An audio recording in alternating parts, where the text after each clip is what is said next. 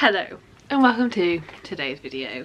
This is going to be my November wrap up. I'll be talking through all of the books that I read during November. I've got my bullet journal here to help me through, but the basics of it is in November I read 32 books, which comes out to 13,824 pages, which is amazing. Like, that's obviously an amazing amount, and like reading is my main hobby, but I'm not actually like, I guess, like overly happy. I think it's amazing, but I'm not overly happy just because the only reason that the number's actually this high is because of how bad my insomnia was. So I have had such bad insomnia all month that I have read most nights not sleeping, and I've been so tired during the day. One of the few things I've been able to do is read because I've been so tired. So yes, it's an amazing number, but it's like kind of just happened, and it's happened because my brain's not cooperating with me. So it's like, yeah, I don't know. On top of that, I've also only had brain space to read very easy things. So previous to this month, I've read less than 20 romance books in my life. This month, out of the 32 books that I read, 30 of them were romance books. So it's just very different. It's been a very different type of reading, and it's been a very different time. I think we're getting better now. I think we're starting to make progress, make changes, but yeah, I have heard, like, it's been good. I've found a lot of romance books that I didn't expect to read maybe ever, and I'm really glad that I have read what I have read. It's just a bit bittersweet kind of thing. Out of the books that I read, 17 of them were adult, 14 were new adult, and 1 was young adult. Every single book that I read during November was a part of a series. They were all in series, there were no standalones at all. And then how I read them, 18 of them I read via ebook, 12 of them via audiobook, and 2 of them a mixture of the 3 types of reading, so audio, and physical. So yeah, now it's time to talk about actual books read, and I will do this to the best of my ability. But out of the 32 books that I've read during November, I've wrote reviews for 3 of them, and 3 random ones as well. Just obviously I must have had thoughts and brain space at the time I finished them to write down those thoughts. So yeah, I will tell you my rating, and any basic thoughts that I can remember about the books I will let you know. This is probably going to be reviews, more of the style of those videos where it's like reviewing a book in less than 5 sentences, like that sort of style. Like, I'm not actually being strict or doing anything like that, but I guess just expect the very basics of my thoughts and feelings. Don't expect this to be an in-depth review of anything. But yeah, that's the vibe. Let's go back to the start of the month. So the first book I read this month, which I really powered through and I really made myself read it, like I was loving it so much, but my brain was struggling a bit, was Tempest of Wrath and Vengeance. This is the 3rd book in the Legacy series. It came out on the 31st of October. I picked it up as soon as I could and I read through it. I really loved this. I gave it 5 stars. Like, it really was truly amazing. Like, I'm really glad I read it. 5 stars. I think it will be my 2nd favourite book of the year, but it probably won't actually get that spot because I still think my 1st favourite book of the year will end up being book 2 in the Legacy series. Book 3, really enjoyed. I enjoyed our main 3 characters and their arcs and where we're seeing them. I enjoyed like Tessa, Phil and Luca, like, and where we were going with those, and following them separately, seeing all their different point of views. It wasn't what I expected, but I really enjoyed it. But this did feel quite slow. It did feel like it was taking a lot longer to do things in this book compared to the 2 previous books in the series.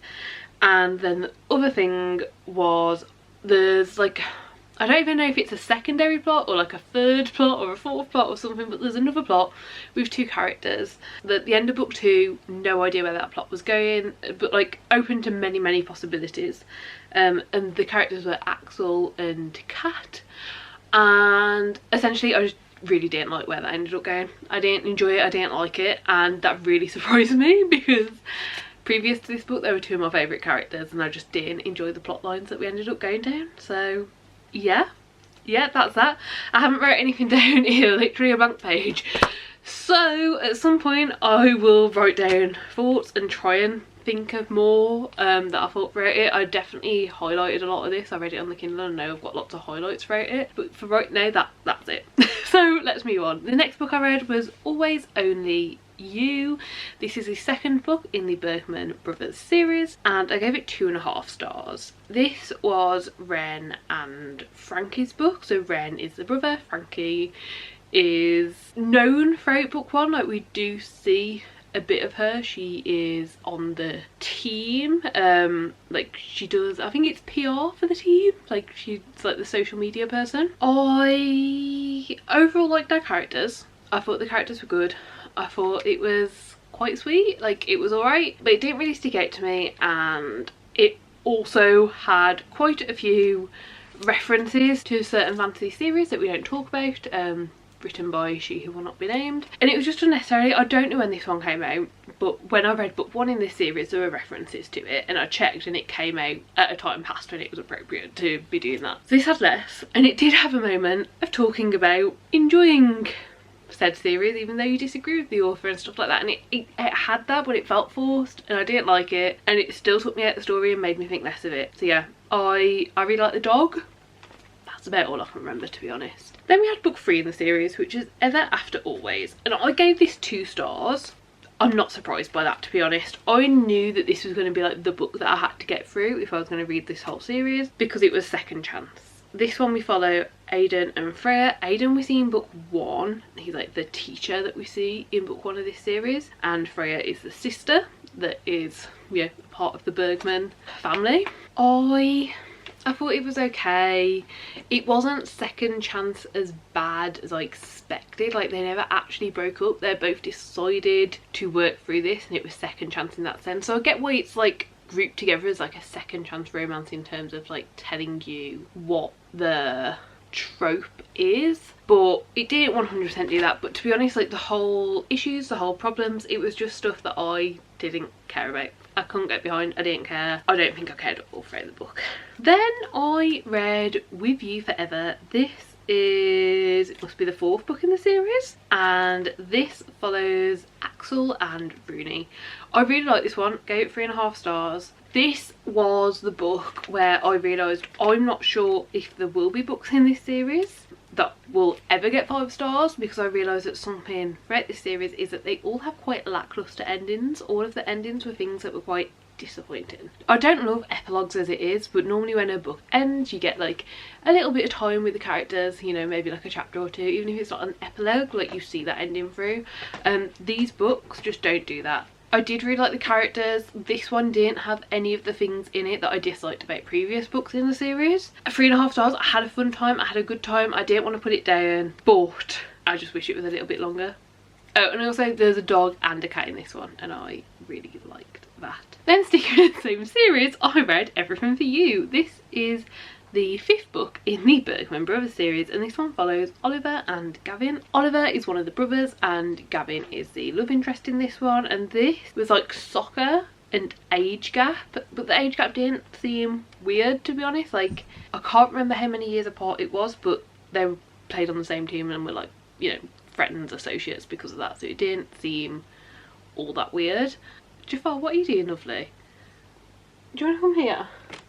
I gave it 4 stars. I really enjoyed it. I can remember there were a few parts in this where it was like you could see them forming a friendship first rather than straight into a relationship, and I like that. Like, I like when we can actually see them becoming friends, because I think it's highly unlikely that you can get into a relationship with someone that you wouldn't be friends with. So yeah, I enjoyed it. I had a good time. I think if it wasn't for the fact that they played like soccer or like football, then I could have enjoyed this one more, because I can remember not disliking anything about it specifically, but like I'm just not really a sports fan, especially not football, so yeah. Then I read If Only You. This is the 6th book, and this one follows Ziggy, which is like the youngest sibling who we've seen bits of throughout all of the books, and Sebastian, who is like the bad boy. And this one also I gave 4 stars to. I really enjoyed it.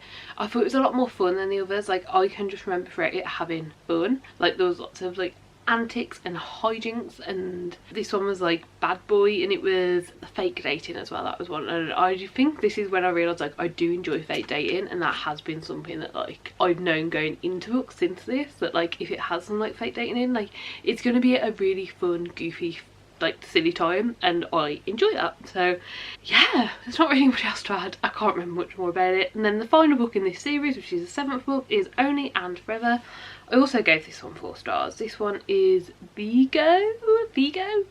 No, it wasn't Virgo. So Virgo and Tallulah.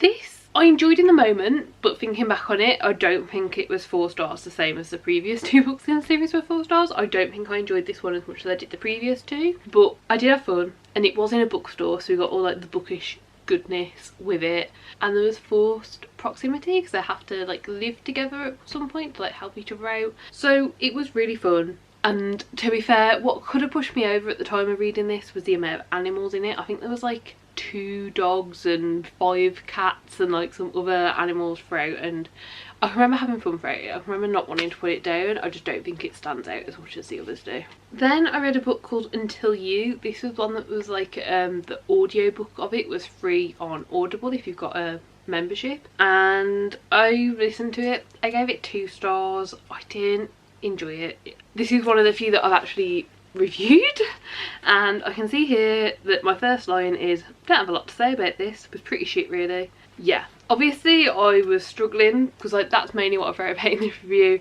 I didn't enjoy the romance, I didn't enjoy the subplots, they were really odd and random, but it was fast paced, captured my attention and saw me through a night where I didn't sleep at all. There we go. And then I actually reread a book. So I reread Bitter Blue. This is the 3rd book in the Grace Thing series, and I gave it 5 stars on a reread. It was great. I really enjoy this series. I want to catch up to it. I haven't read book 5 yet, but I need to reread book 4 before reading book 5. But yeah, I eventually got round to reading Bitter Blue. Really good fun. I had a good time. I didn't remember a lot of it. I didn't remember a lot of the reveals happened so much later on, so there's a few things that throughout the book I was thinking, I was like, yeah, but like we know this, and like they didn't happen till right towards the end of the book, so that was really interesting to see. And I thought it was really interesting to see, I think it was about 10 years after book 1 this one takes place, and it was really interesting to see how they're trying to change and move past the events of book 1. So yeah, really enjoyed it, really highly recommend. If you enjoy the Grace Thing series and you've enjoyed book 1, keep going, this was great. Okay, then I spent 1, 2, 3, 4, 5, 6, 7, 8, 9, 10, 11 books in the like L. Kennedy universe. So I'm honestly just going to tell you my ratings of these. Basically, if it had tropes in that I liked, I enjoyed it more. If it had tropes in I didn't like, I enjoyed it less. I have figured out that I really like L. Kennedy's writing, and I think it's a really like good, easy to read tie-in. I read some of these via ebook, some via audio and some via a mixture of the 2, and I had a really good time with them. Like I did genuinely really like all of them, minus one that just had a trope that I really hate and one that was a bit of an odd one. But yeah, let's just go through them. I'm not going to say much about these. The Deal I gave 3 stars. The Mistake I gave 3 stars. The Score I gave 3 stars. The Goal I gave 1.5 stars. This is a trope that I really hated. The Legacy I gave 2 stars. This was like after the first 4 books. The Legacy did like 4 years later, and it was just really weird, to be honest. It was like, this is 4 years later, these are not problems that you should be having in your relationship. If you can't communicate at this point, when are you ever going to learn? So yeah, didn't love that one. Then we went to the next series and we started with The Chase, which I gave 2.5 stars. I enjoyed it, just not as much as the first series. And then I read The Risk, which I gave 3.5 stars. However, I think at this point I was just really not sure if this series was for me, if it was maybe one of the things where like they do a spin-off and it's just not as good. So I moved on to the other spin-off series and read The Graham Effect, which I gave 3.5 stars. And I've got to say, I did really enjoy this one, and I also really enjoyed seeing the characters from like book 1 of the series, like 25 years later, something like that. So that was really fun. And then I read The Dixon Rule and I gave that 4 stars. That was definitely my favourite, and it is the most recently published, so that really, you know, makes me hopeful that the more books that get released by the author I will continue to enjoy, because The Dixon Rule has got my highest rating so far. Then I went back to the other series being like, no, I'm happy to keep reading. So then I read The Play and I gave it 3 stars, and then I read The Dare and I gave it 3 stars. That was, you know, 11 books in this ice hockey universe. And I had a great time. I really enjoyed it. Like, it's not my usual sort of thing, but I enjoyed it for what it was. I do think if I continue to read like a large amount of romance, I might have to rethink my ratings, because so far I've never given a romance more than 4 stars, and I think maybe my ratings are just off because most of what I read is fantasy, so plot is a massive part of my rating, and I think maybe that is just something I need to reassess. And any of these that I have fond feelings for, once I have reassessed a rating scale, I would be happy to reread them to like give them an accurate rating, because they are just so easily digestible. So I think maybe that's something I need to think about more. For right now, it's fine. A rating's not really that important, but it is something that I'm aware of, that how I usually rate things might just not work amazingly for romance. Then I read a book called Collide, which I gave 2 stars. From what I remember about this one, I really liked what it was trying to do, I just didn't actually love how it did it. Then I went to another series. This series, I can't remember the name of it. Is it say on any of these? Jacksonville Rays hockey series. So first of all, I read the prequel called That One Night. I gave it 2 stars. It had 0 plot, and to be honest, I'm still not sure it was entirely relevant. I feel like it could have just been put in book 1, but yeah, it is what it is. Then I read book 1, which is Pucking Around, and I gave that 3 stars. I thought it was good. I thought it was silly. I was like, there was a lot of sex in it, like more than any other romance book I'd read, and it didn't really feel that necessary to the plot. Like, it was a really long book. I think all of these are about 600 pages, so I was a bit unsure. I gave it 3 stars. It's like middle of the road rating. I enjoyed it. I had a fun time, but I think I would have enjoyed it more if it was shorter. Then I read Pucking Wild. I also gave that 3 stars. I liked the plot of this one. It was quite serious. It dealt with a lot of really serious topics, and I think it handled it really well, so I did like appreciate that. Then I read Pucking Sweet.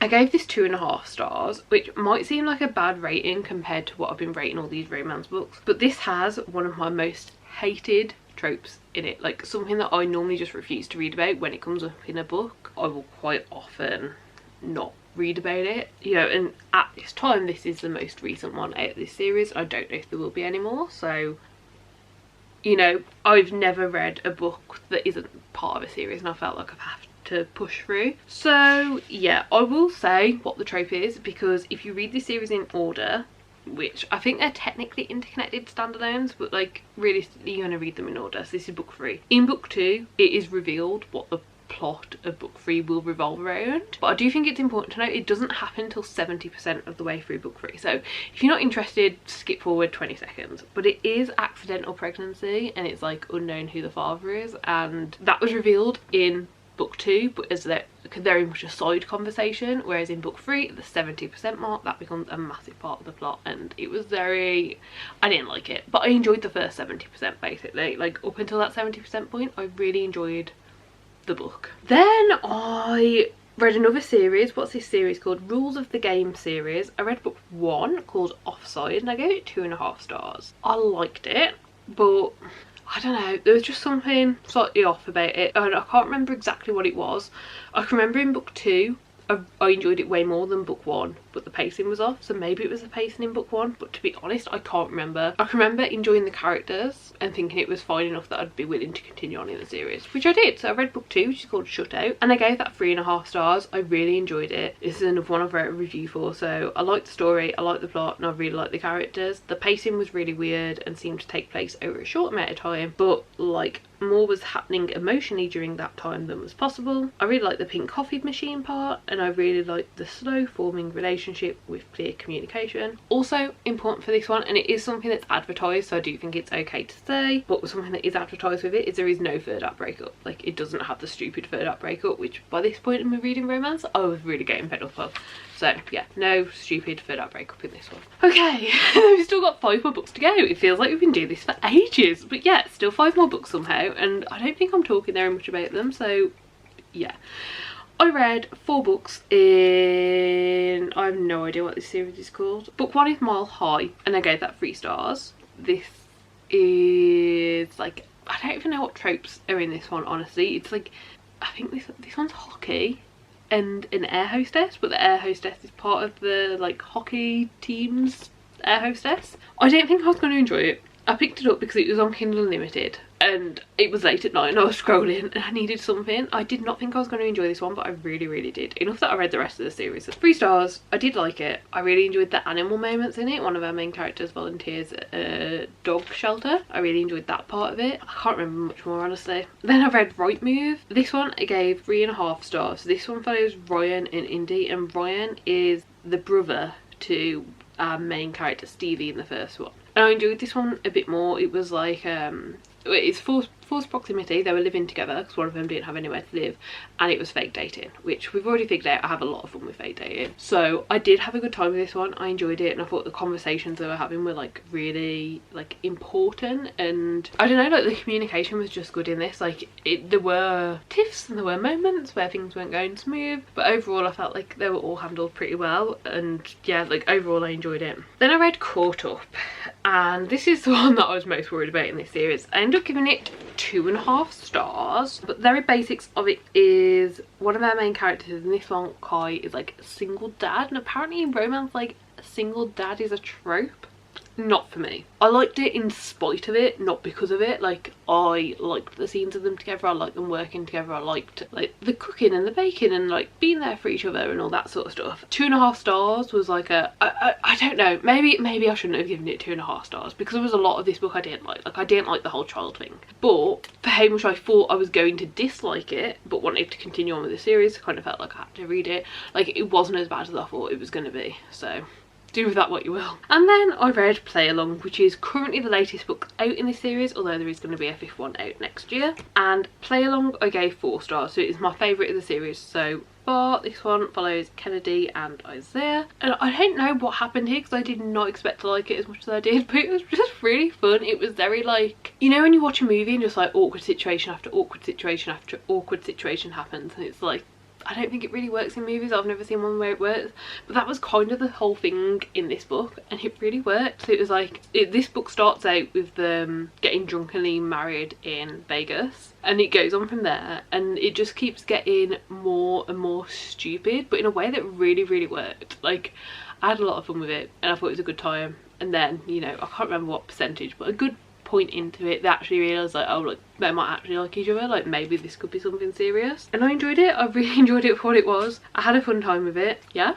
Like honestly there's not really much more to it. I just thought it was really funny and I didn't want to put it down, and I think this was the first one in this series where I was like, oh no, look, I need to finish this. So yeah, really enjoyed it. Then the final book I read in the month was Two Wrongs Make a Right. This is the first book in the Wilmot Sisters series by Chloe Leese, who is the same author as the Bergman Brothers series we spoke about right at the start, and I gave it 3 stars. This one follows Jamie and B. It was fake dating, which I enjoyed, and I really liked both of our characters individually. I don't think I ever cared enough about them. Like the thing with the Bergman Brothers series was, even if I didn't like the plot, like where the story was going, it was very easy to care about the characters and want to get behind them and want to like the best to happen for the characters, and I just never felt that in this one. Like it definitely didn't feel as connected. Obviously comparing it to books the author has written previously, I had a fun time with it.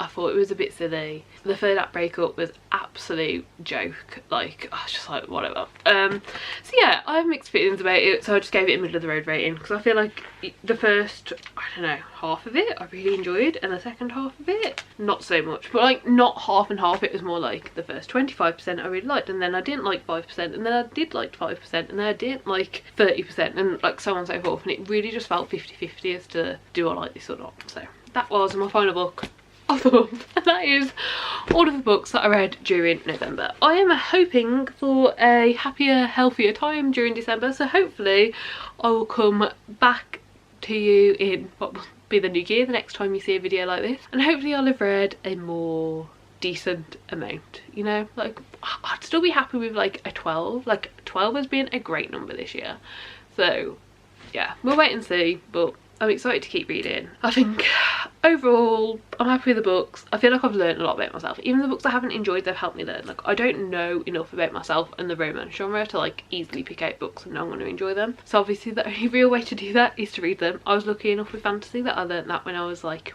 12, 13, 14. I was just reading loads of books and liking some and disliking others, and it didn't matter. But I don't know, I feel like I've got less time to read now, so I don't pick up things I'm not sure if I'm gonna like as much, which, yeah, I mean, obviously I figured out I enjoy the romance genre, and the only way to figure out better my taste is to keep reading it and understand it better.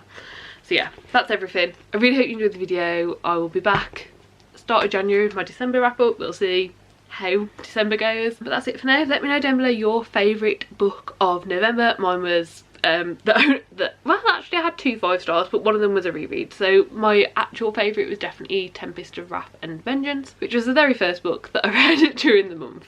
But yeah, that's it from me. Please do give the video a like if you liked it, subscribe down below if you want to see more content like this, and hopefully I'll see you next time. Bye.